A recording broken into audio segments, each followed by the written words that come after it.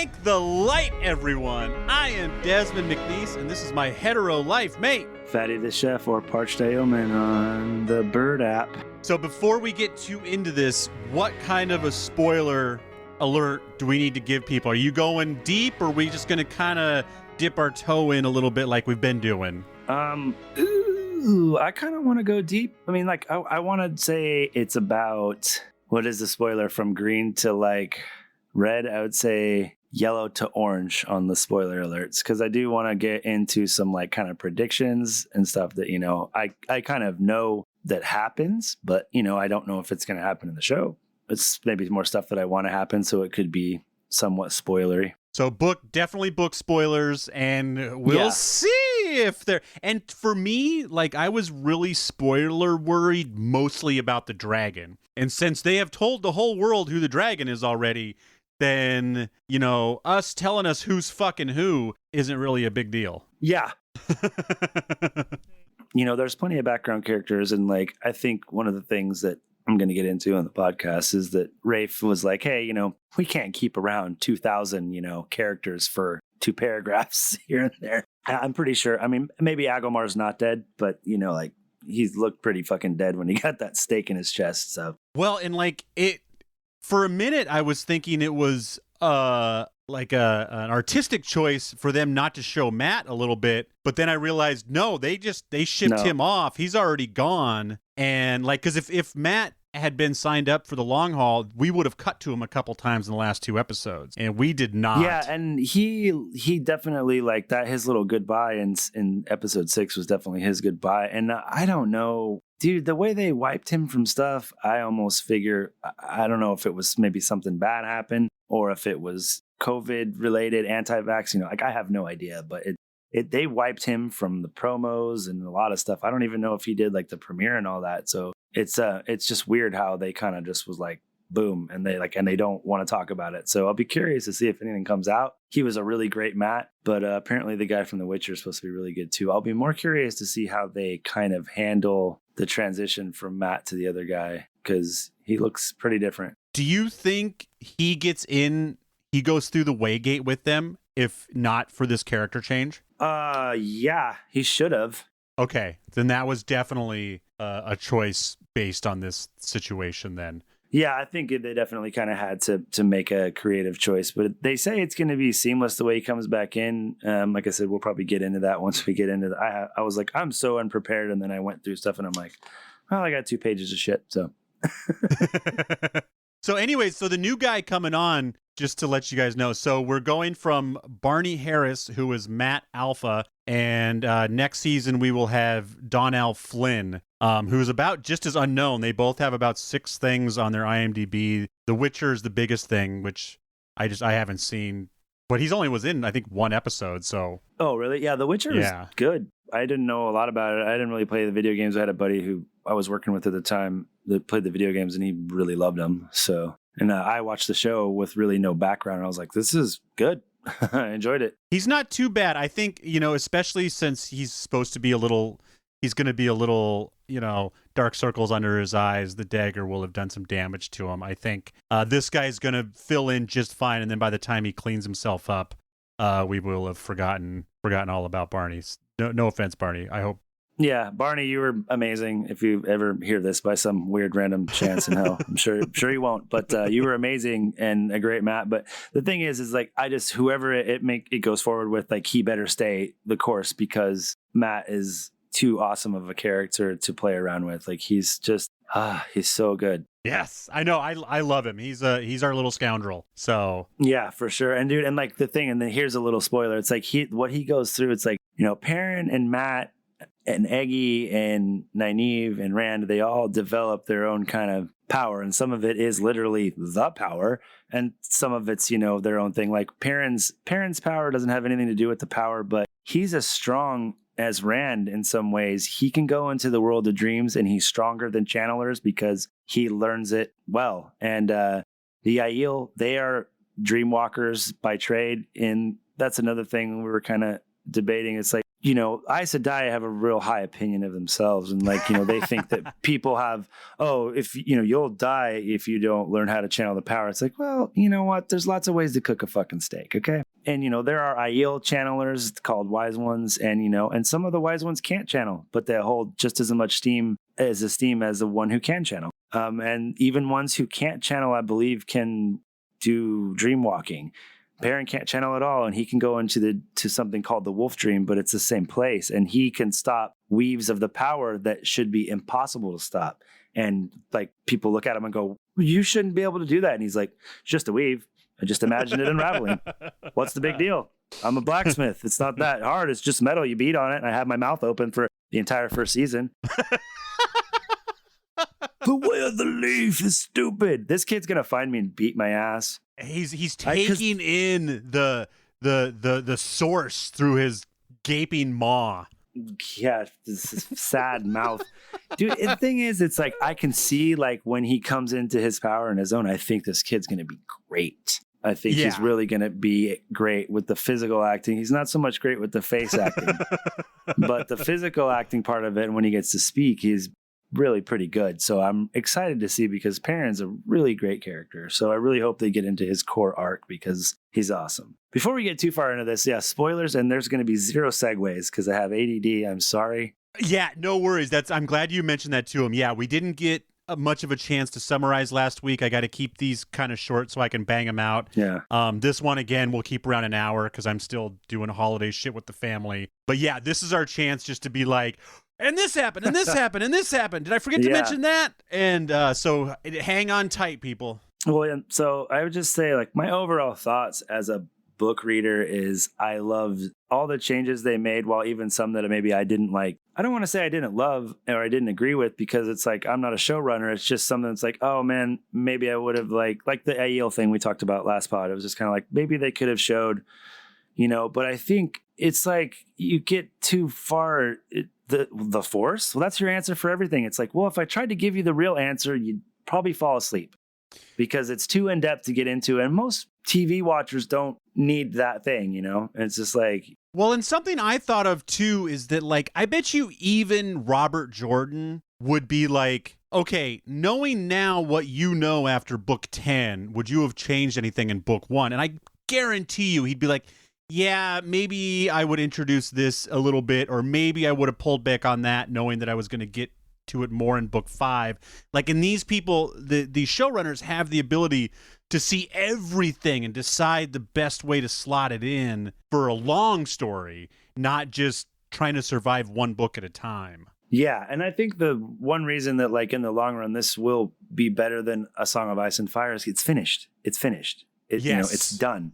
And, while you can have a lot of fun with that, if it's done in a way that you don't love, especially if you were George R.R. Martin and you didn't love the way that things, obviously he's probably loving the way they're going because they're making another thing. But it's just like, if it's not finished and they go a direction that you didn't want, you're kind of like, oh, dude, that sucks. So, well, it's going to be funny when R.R. Martin learns from poor feedback from the show, because he told the show what he was going to do, but now he's gotten all that feedback too. And he's like, oh, actually, I should take this character in this direction because they didn't like it when they went that direction in the show.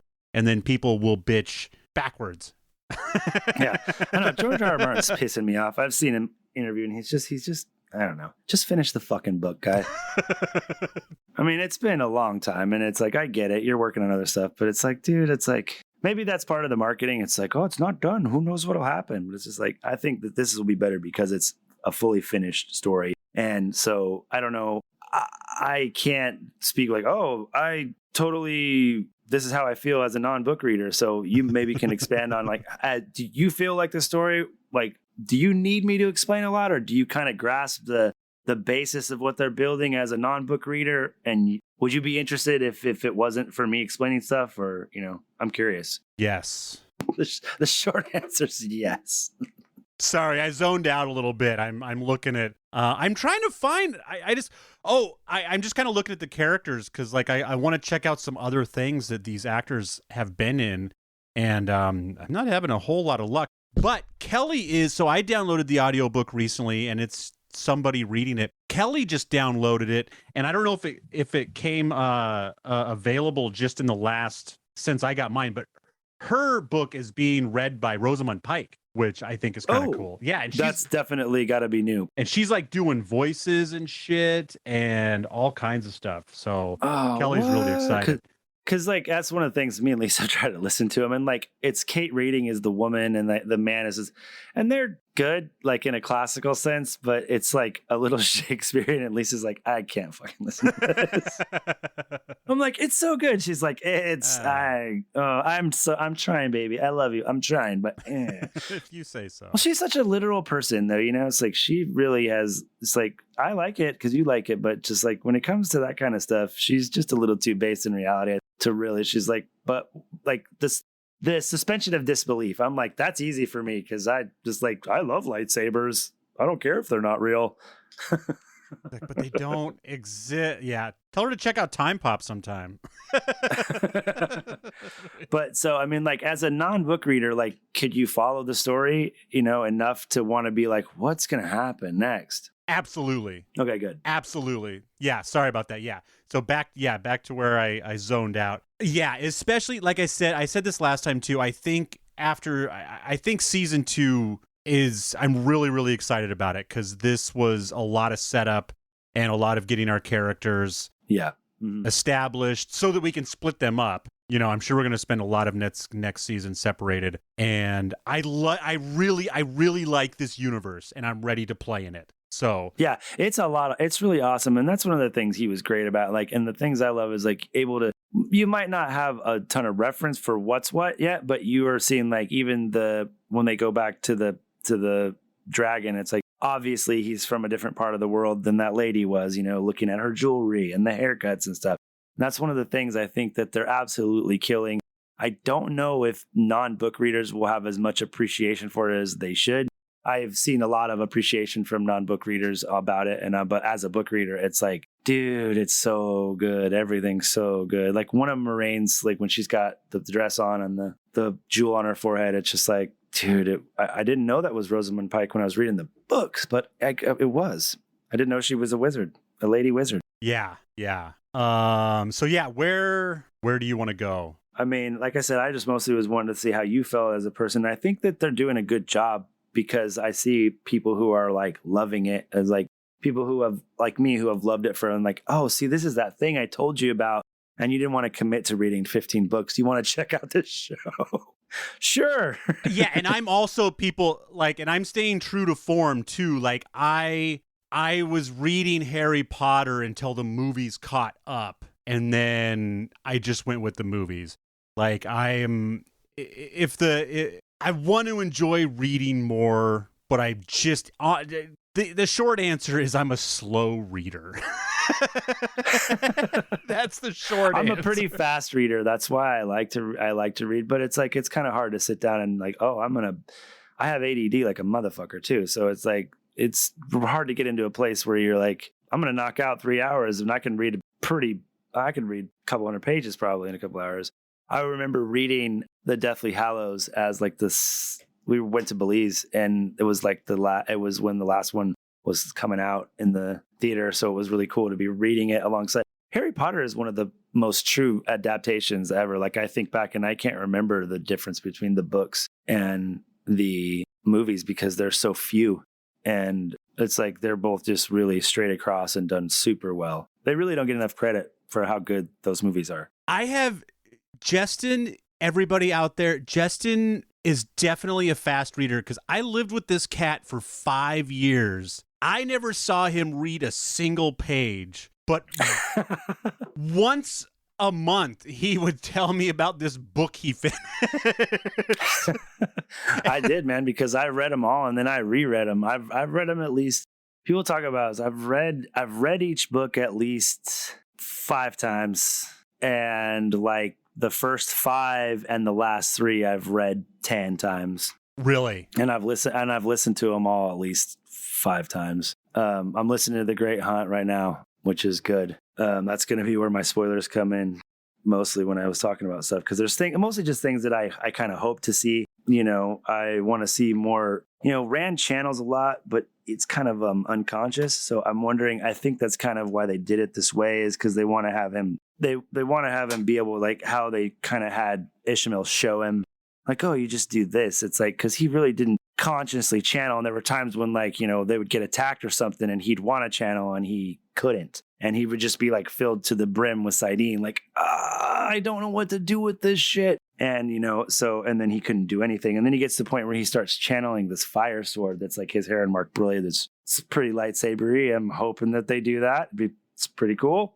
I'm crossing my fingers on that. I am really enjoying, sorry, cut you off, but I'm just... No, please. Just you asking about a non-book reader, like I'm really liking rewatching these. Like I haven't watched them since the end of the season, but I just kind of like throw them on in the background. And I hear little things like stuff that like we'd be talking during the episode and you would correct me about something. And I would think in my head, like, well, he only knows that because he read the books.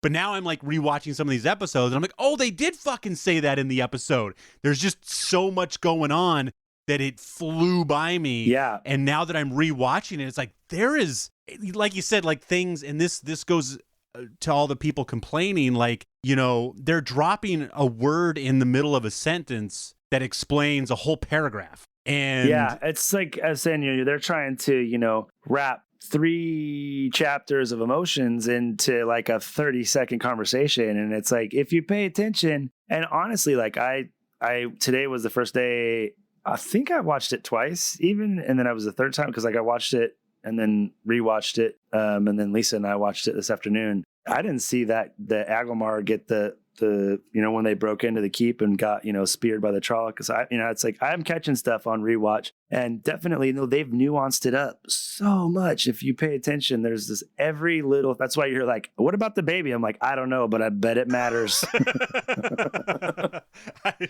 Nothing's going to go away. Like again, that's something that they have such foresight that they can just breadcrumb the shit out of it. And well, it sounds like they're halfway done with season 2. I think they've been shooting in Prague. And so I don't know if they're going to try to turn it around even faster, but I think the HBO's House of the Dragon is going to come out pretty soon. So they're probably going to try to time the releases opposite of that. So you get that same kind of people who are like, oh, I'm kind of thirsting for this kind of story. And then, definitely different, but, similar kind of fantasy epic type stuff.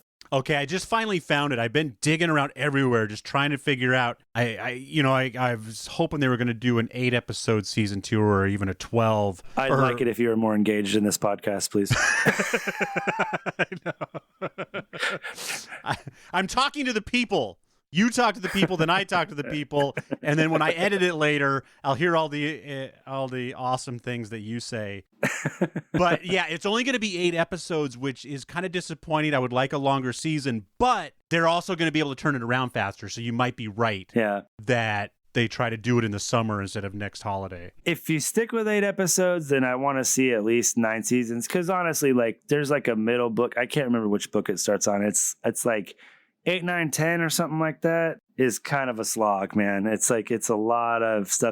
And it's introducing new characters that matter to the subplots of that book. But, it's just like, you could, I don't want to say you could do without them because there are important things that happen in those books, but you could combine 3 books or 4 books into one season and you wouldn't miss too much of a beat. Because this whole story, I think, is supposed to take place over like 3 years, 4 years. Like it's not a long time. Whoa, really? Like from the time they leave Eamon's Field or, the 2 rivers to the time the last battle, I think it's like 4 years, 5 years. I have to look it up to be sure, but it's not a long time. Wow. I mean, I guess, yeah. I guess I assumed it didn't, like these people weren't going to be 30 at the end of the story, but I didn't think it was going to move that fast. Like that's right. Yeah, no, it's a lot happening in a short amount of time, So, and like, I'm sure their budget's going to get better. I'm sure that Rafe Judkins is going to have more creative control because of the success of the first season. And I can only imagine that it will get better with more input because people who care about it. I see a season 3 on here. Like if I click on season 2, there's actually some info because they've started it, but they have put a season 3 tab in there. So there's a good chance that I think they're going to start casting for it. or they probably already have, but but that was the reason of the, I was kind of like, fuck, man, if they kill Loyal and Uno, I might have to quit this. I'm just kidding. But like, it's like, I think they are getting ready. It's like, that's one of the things you kind of do get to the end. And it's like, well, it's kind of weird how so many people from the beginning of the book just live right through the last battle. It's just amazing. It's like a Disney movie. Dun, dun, dun. But, so I think it's good that they're going to do that, because there's a lot of guys that could, die noble or not so noble deaths that will help with the storytelling, I think 100%. Yeah, and I'm fine. The way I always think of it, because it's easy to watch any story and just be like, oh, what a shocker, this guy survived. I always think of every movie I watch is told after the survival of the experience. Right. So, of course, we're seeing the survive, like, we're right in the middle of the whole story. It's not being told after the fact. Yeah, few stories are told by the guy who died in the middle of the battle. It's weird how nobody knows that guy's story. No one. What did happen to that guy? He died with a sword in his neck.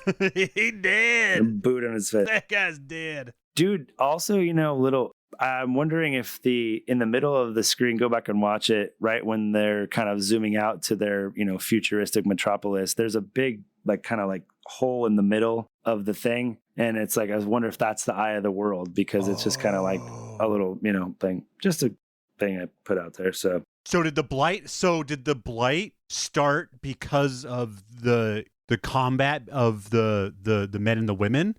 Is that what birthed the blight? I don't think so. I forget the actual origins of Shayal Ghul, because there's so much to remember, but it's called the Boar, and it's like the kind of like the, I don't know, what do you want to call it, wormhole between worlds. That's why the setup with the little battle that didn't make much sense with Rand and Ishmael.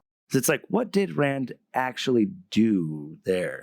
So, but that's kind of set up for their kind of final confrontation, or the final confrontation with Rand and the Dark One, because you have people who are in the world of dreams affecting it. Rand's kind of in the world of dreams and the waking world at the same time. Parents going back and forth between the two. You have people who are in the real world watching Rand's back, so he can't get attacked by people who are there because he's kind of frozen in time. It's they're just setting up for, it's like, there's a lot of layers to this shit, and it's, God, I'm so excited. It's yeah, I'm excited too about the you keep saying it, and I can't wrap my mind around how much time it sounds like they're going to spend in the dream world. a lot. But, and it's like the time moves different there, kind of like the ways, and it's like they go back and forth a lot. The Forsaken, which Ishmael is one of the Forsaken. I was a little bummed that they didn't introduce any other Forsaken here, because there was two at the end of the first book that are kind of important, but you can kind of do without them too. One of them gets kind of reborn later, so I'm kind of curious how that's going to go. But have you started to listen to The Eye of the World at all yet, or not really? Don't lie to me. No, well, I feel like I might have. I feel like I might have literally listened to 15 minutes of it, and then realized I gotta at least listen for the first couple chapters. If I'm kind of listening while driving and zone out later, it's not as big of a deal. But or I may not have started it at all. I can't remember. Dude, I might try to go through and look at my audiobook chapters and try to send you. No. I need to listen. Yeah. Especially, and hopefully, especially if Kelly really gets into it. If Kelly, if Kelly only listens to a chapter or two and is like, not for me, then maybe not. But if she gets into it, then she'll basically make us go for a drive and listen to it, which would be a lot of fun. That's what's up. Tell her to just, as long as she gets through Winter Night, if she still doesn't like it after that, then that's okay. Is that book 3 or 4, or is that chapter? No. It's a chapter. Here, I'll actually look it up and tell you I'll tell you what chapter it is right now. I'm going to take a quick little break in the middle of this podcast to give a shout out, people. This is a shout out to Mama Mg. Mama Mg. There's a lot of M's in your name, Mama. Anyways, I just want to thank you so much. We've gotten a couple of ratings, but you gave us a review, and it makes me excited that we got a review, but it makes me even more excited because you are who we're making this show for. She has friends that are into it. She wants to get into the books. She likes reading books, just hasn't been able to bite off all of this content and is really excited that it is now in a TV show. And she feels like this podcast represents kind of where she's at with the whole universe. So thank you so much. Which was exactly our goal. So yeah, totally. Because that's like I want to be able to do it and be able to explain. Like I said, I've been wanting to do this and talk about it with a community of people for 20 years. I guess I dismissed. I'm not a big Twitter guy until recently, and it's like the community on there is like maybe I just happen to have a bunch of positive people, but man, they're awesome. I'm gonna throw a few shouts out at the end because of a lot of these things I'm bringing up or stuff I've talked about with these people, and they got a lot of the love for the show that we do, and it's really cool to talk about stuff and theorize and speculate. It's it's as good as the show almost. It's so much fun. Patty is very active in there. We're both signed into the same Twitter feed. I every now and then I'll like something or respond to something, but I'm enjoying just being a part of all of his conversations and just kind of reading along who he's chatting with online. And yeah, everyone is just, like you said, super excited, and what a great community. Yeah, it's super great, man. It's super great. And like I just started listening to, hey man, there's a segue almost actually. That's great. I started to listen to The Great Hunt, and it's The Great Hunt actually is, besides the kind of the end ones, it's the first five are just a breakneck speed, and it's like I go back and forth. It's like sometimes but The Great Hunt I think is probably my favorite book, maybe my favorite book. It's that one, Dragon Reborn. It's like 2, 3, or 4, like Dragon Reborn. It's Great Hunt, Dragon Reborn, and then Shadow Rising, and they're all really, really good. It's like Great Hunt is kind of Rand, Matt, and Perrin, and then Dragon Reborn is Matt and Rand mostly, and then and the other characters too, but those are like the real standout characters in that book. And the fourth book is like all Perrin, and it's amazing. Which I'm looking forward to him and the wolves as well, because like some of the wolf stuff and then the wolf dream stuff, he's really cool and he's really strong. Again, in my rewatch recently, I picked up on the fact that like these 5 characters are like, yes, the wheel weaves, the wheel wills, or the wheel wills is the wheel. Anyways, but these 5 people are definitely highlighted in the wheel. Like the wheel is not made equally for everybody. Well, okay, so that's awesome, because that's something that is really important that the non-reader picks up on, and you'll see for the first book.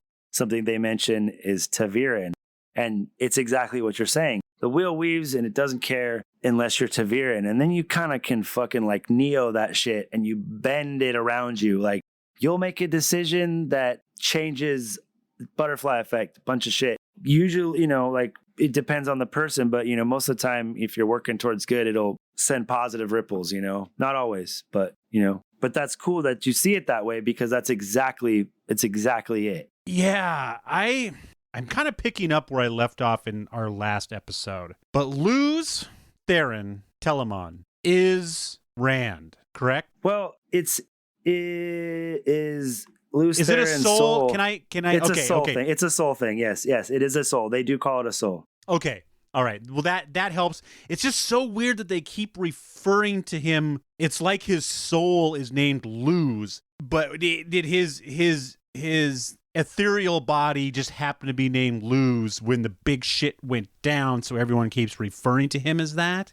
See, I don't know. No, I don't think so, because from what I've known from that, it's that they were they didn't even know what war was until the Dark One's prison. Someone tried to like get to the true source. That's spoilery as hell, so I'm not getting into that. But that's how they kind of tap into the true source, which is like kind of like a direct line to the Dark One's power. But it's also like, you got to sell your soul type of thing. So in the War of Power, which was these Aes Sedai that went negative, like to the Dark One for power, fought the other ones, and it was called the War of Power. So when that was happening, it was like, how do I say this? It's use your words. It's he earned the name the Dragon through like his battlefield prowess and his leadership, kind of. So I was like, it bugged me a little that they called him the Dragon Reborn, because the way the story was kind of told to me is like he was the dragon, and then it was the heroes of the horn thing. It's like their souls of the heroes over the ages are bound to the horn. So when they blow the horn, they kind of come back like Lord of the Rings Ghost Army style, but they're just living the world of dreams until you call them with the horn, and then they show up and fight. And if you do enough noble shit, then you get attached to the horn. So okay, it's like I don't know where I was going with that. But it's like that's you keep getting reborn. So it's like, as far as I know, like he was the dragon. He did so much noble shit in his lifetime. He's the dragon, and then his soul kept getting spit out to save the world.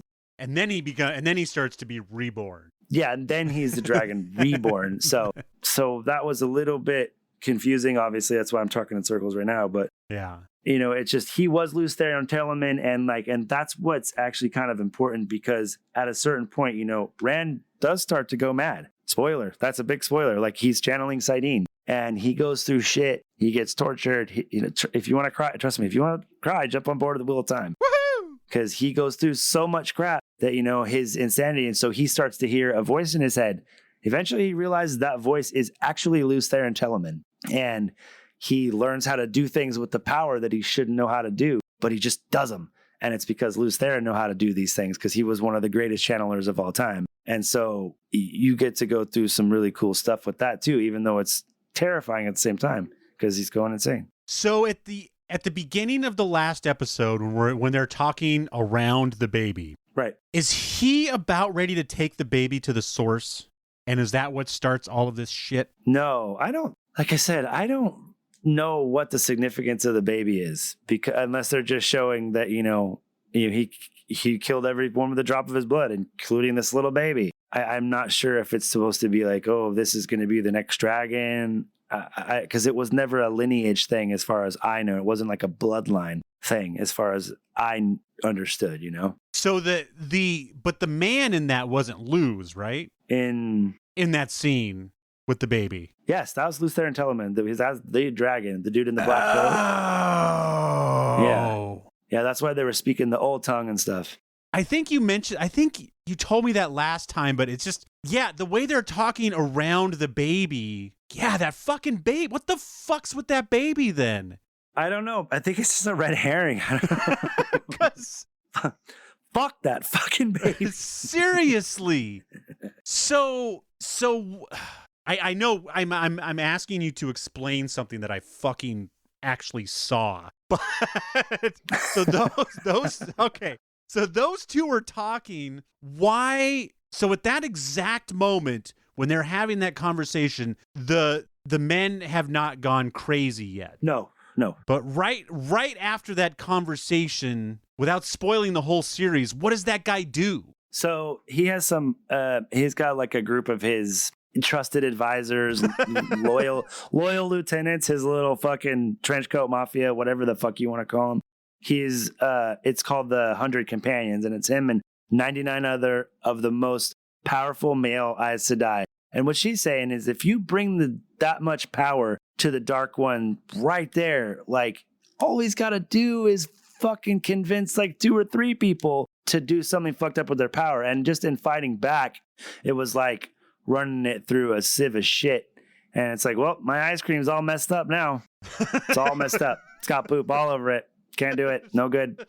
You don't. You could when someone poops in your ice cream, you don't just eat the other side of your ice cream. No, you're done. Well, it's like if you have a bowl of shit and you put some ice cream in it, it's still shit.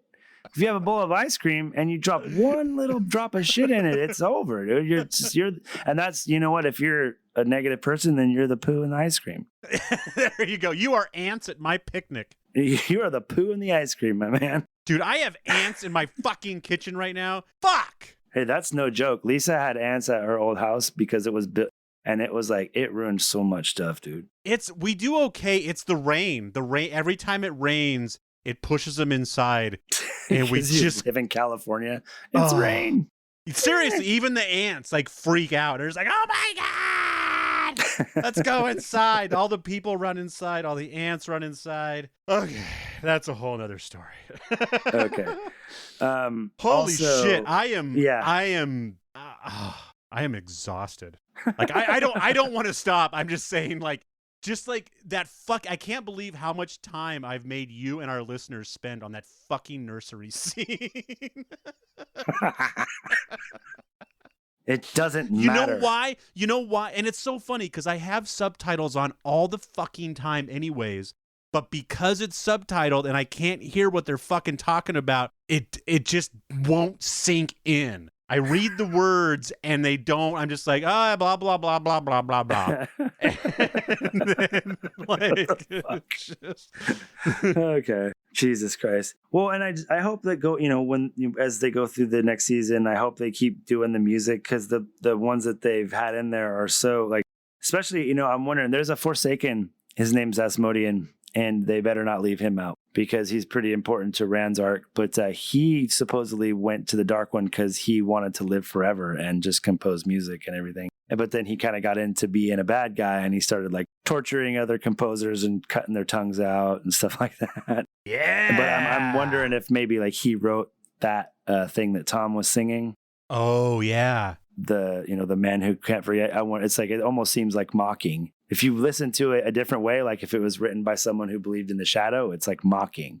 Yeah. So I don't know. That's just one guy's opinion. And Padan Fain is like there to the end in the books too, and he causes all kinds of problems, but he starts to get like he's very sane and calculating right now.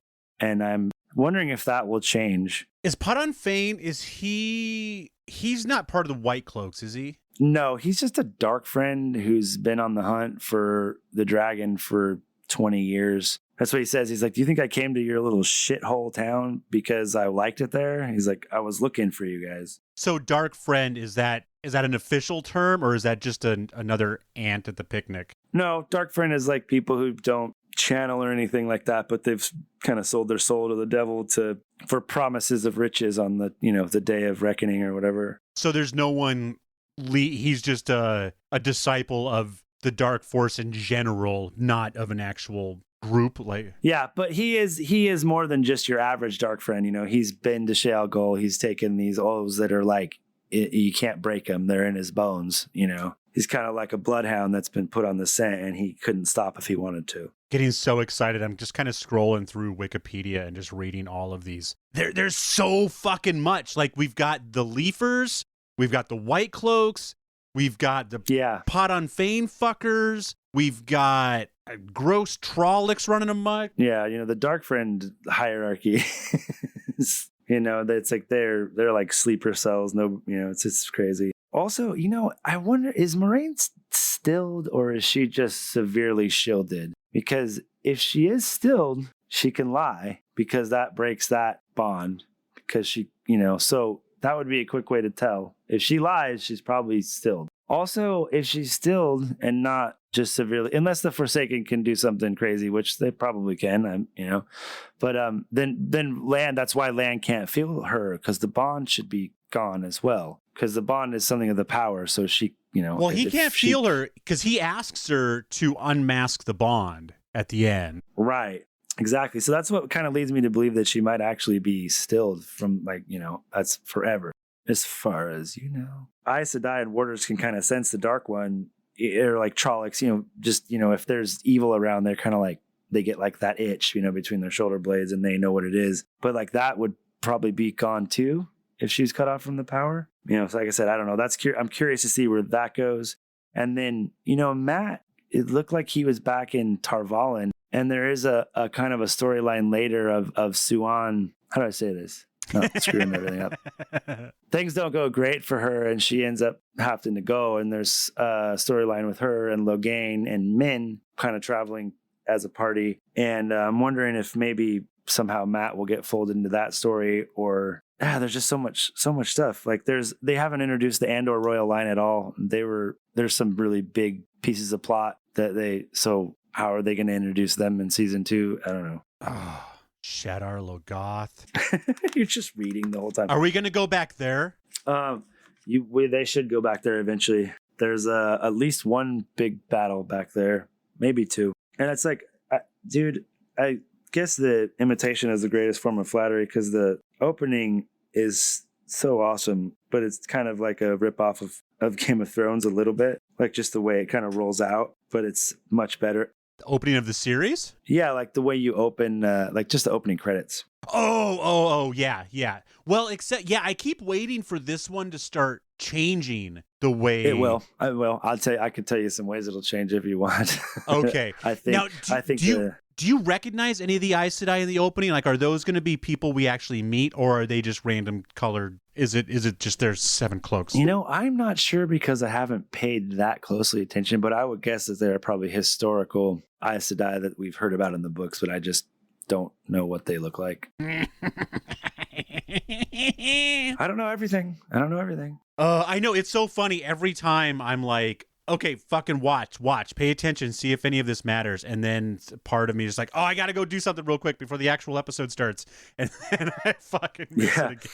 But we'll watch the shit out of it when we do our commentary episodes starting next week. Exactly. And when I just I'm so excited to just see how things go. Cause like, honestly, the first time that you're introduced to Leandrin in the books, I think it's the second book. And I don't know if she's trying to kill Rand, but she's definitely doing some shit to him with the power. And he's like, what the hell's happening? And dude, there's a character called Varen Sedai that she has to be in the books, man. Her arc and her story is so awesome. And she should be coming season 2, I hope. Dude, this is like, holy fuck. This is making me want the next season so fucking bad. It's really cool because I think we're going to see a lot more power, a lot more of the one power being used. There's old talents that are being rediscovered that have been lost. Like there's something called traveling. And we talked about that a little bit. They can just rip a hole in the pattern and step through somewhere else, but you got to be really strong. But like, there's all kinds of stuff, the making of Terra Angriel, just all kinds of stuff is going to be starting to get rediscovered. I'm really excited to see that. And there's some stuff with Lan and Rand in the Great Hunt that I somehow hope they're able to do because it's really good. I don't want to say bromance, maybe more mentorship. But Lan kind of takes him under his wing and starts teaching him how to fight with the sword. And like, you got to be a man, sheep herder. If someone doesn't call Rand sheep herder, it's getting to me, man. He's a berry picker. In the show, he's not a sheep herder. He's a fucking berry picker. He's the leader of the sheep. Damn it. Oh, also, one of the things I noticed is that Ishmael in that last scene, he had that little brass knuckly thing that Lews Therin had. It's a Terra Angriel of some sort, obviously, but it's, I don't know. Is that what you have coming to you? You said you ordered a ring? No, Lisa got me a ring for Christmas. It's really cool, but I'm gonna have to take it back and get it resized because it like only fits my pinky. It just wasn't big enough. Oh. But it's tungsten and it's black, and then it's got like silver Celtic dragons eating their own tail. Yes, it's amazing. Yes, it's amazing. Very cool. So, it's going to be a long ride, man. I'm so excited, and I don't want to get ahead of myself, but I'm so excited for so many things. And it's like, some things like, I hope they don't bring in too early, but then at the same time, I'm kind of like, man, would that be bad? Would it really be that bad? This has been amazing. Like, I was, I'm excited to talk to you. I'm liking the show, all of this stuff, but we were like, what are we going to talk about? We're going to do the commentaries next week, blah, blah, blah. I didn't realize how badly I needed to just be like, and then. Like, this has been such a great post-season 1 regurgitation, I guess. I know. I was like, oh, man, what am I going to talk about? And then I started kind of just reading through my Twitter timeline. I actually shouted out to a couple of people. I was like, hey, I'm probably going to bring up your names and some conversations that we've had. So just let you know. Oh, yeah. Do you want to check? Do you have anything specific on Twitter? People, questions? No, I kind of just covered, the stuff that I was interested in and I had conversations with. What was it? I think that's pretty much it too, man, is just, another thing, Peyton Fane, if he stabbed people with that dagger from Shadar Logoth, in the books, all you need is a paper cut from that thing and you're done. So, I don't. Does he have Matt's dagger? He's got Matt's dagger. Yeah, he's got the dagger. So I don't know what's up with that. Now, could Moraine maybe taken some of the power away from it when she did whatever she did? That's a scene I got to watch. No, because it's more like a cursed thing, and so okay, it's its own thing. Honestly, I'm gonna tell you, non-spoilery, if Moraine is still then her and Nynaeve are gonna. And then I think they might be doing it that way because there's so much animosity between Nynaeve and Moraine at first, but they actually get like pretty kindred in the end. Oh, because Nynaeve takes land, or Moraine gives land to Nynaeve at a certain point, which I think they're setting that up earlier rather than later. But I mean, it's so great. Oh, one more conversation that someone actually pointed out before we go is that the whole linking thing at the end where all the channeling women almost die. Yes. Like Nynaeve almost dies or whatever. I don't know what's up with Egwene healing her because she's not super known for healing, but maybe she picked up some stuff when she was with the yellow Aja with Perrin, because what's like once you see a weave, you can kind of do it sometimes, like if you're strong enough type of thing. So maybe she learned some sort of healing from them. I don't know. But the thing with Annalisa is I got to go back and watch this, and you should too, and tell me what you think. When I think it's Liandrin is linked in the beginning when they're Havlogane under wraps or whatever. She's leading the circle, I believe, and they're like, you're drawing on too much, and her face starts to get all glowy. Do the other Aes Sedai start to get all glowy, or I think it's just Liandrin? So it's like if Liandrin's leading the circle and she's drawing so much that she almost burns herself out. When Amelisa has got the circle, her weaves look more like they're stabbing through the people, and she's drawing the power through them. In the Aes Sedai circle, it's more like they're feeding Liandrin their power so they can cut it off whenever they want. At that point, it's like she's in control, and if she doesn't act right, then they're all fucked. Yes. And I don't know, they talked about their armor. Maybe her armor has some sort of, it's a terangriel or something and helps with linking or something. But it's like, I have to go back and look at, because someone pointed out, I think it was, I can't remember. God, I'm sorry. I think it might be Ruark takes the fifth. What's up, dude? If it's you. Just the link, like the way it kind of stabbed through Nynaeve and Egwene was kind of different than the other chicks were kind of like, here you go. And she was like, Melissa was like, give me that. Yeah. And it's like someone who wasn't strong enough to make the shawl to have access to Nynaeve and Egwene's power is just like, it's a bad idea. Yeah. That's like in that raw, when you're used to having shit stepped on and then you get some of that raw good.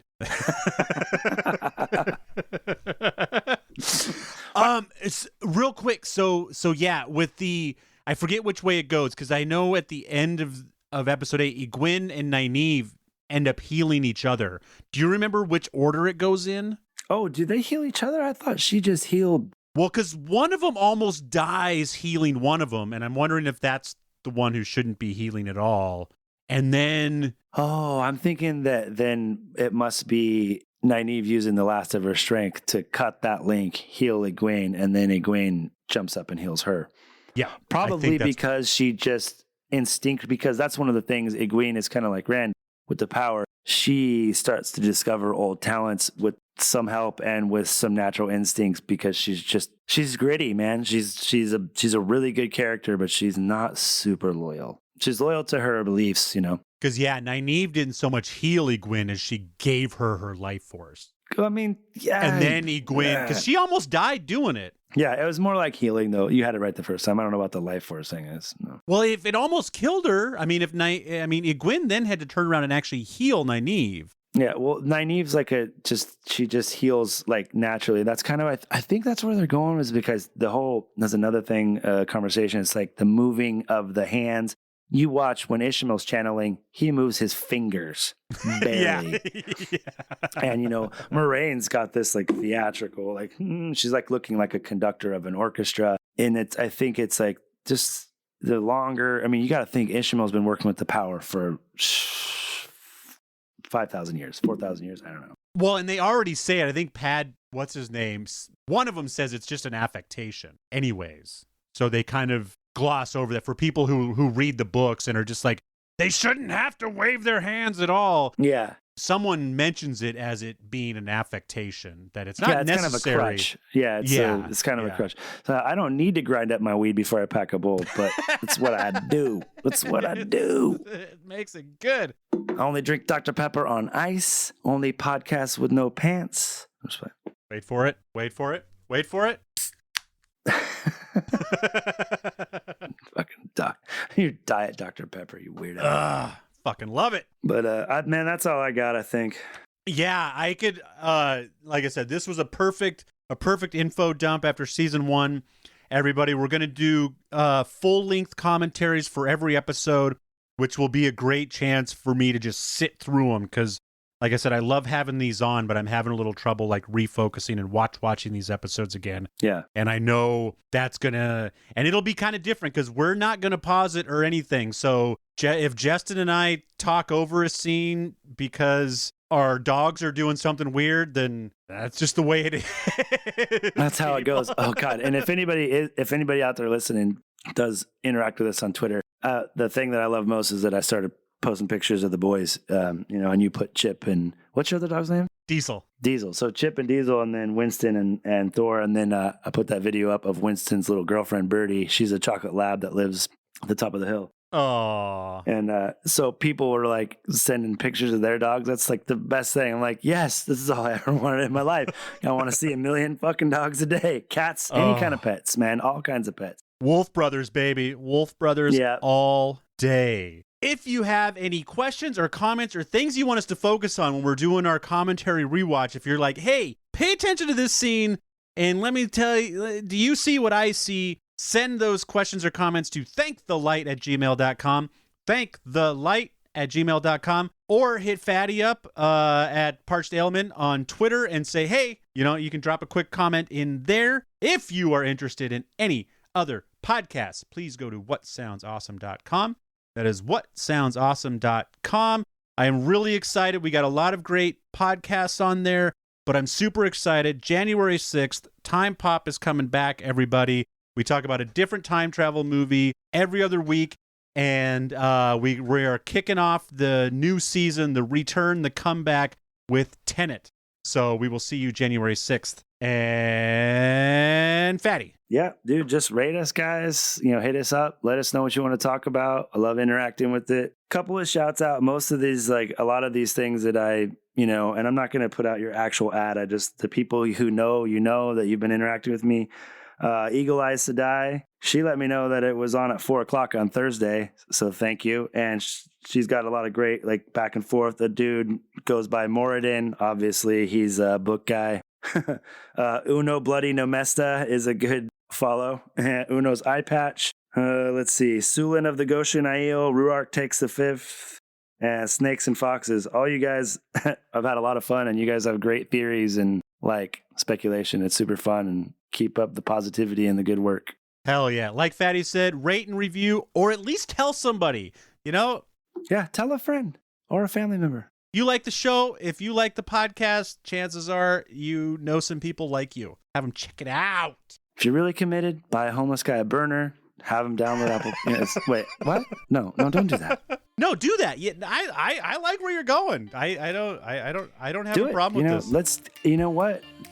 We want Wheel of Time to be the biggest shit. Thank the light. Tell your shade of your heart, Kelly, I said hi, and I'm going to go hang out with the shade of my heart, and may you always find water and shade. Happy New Year.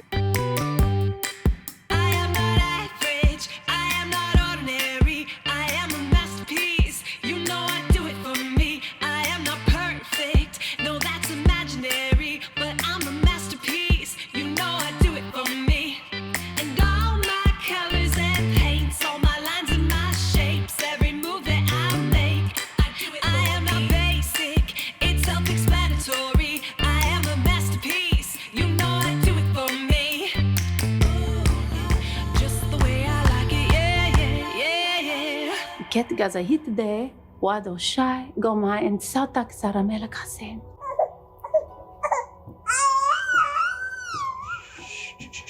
Mixed and edited by Desmond McNeese for We Mixed It, LLC. Go to whatsoundsawesome.com.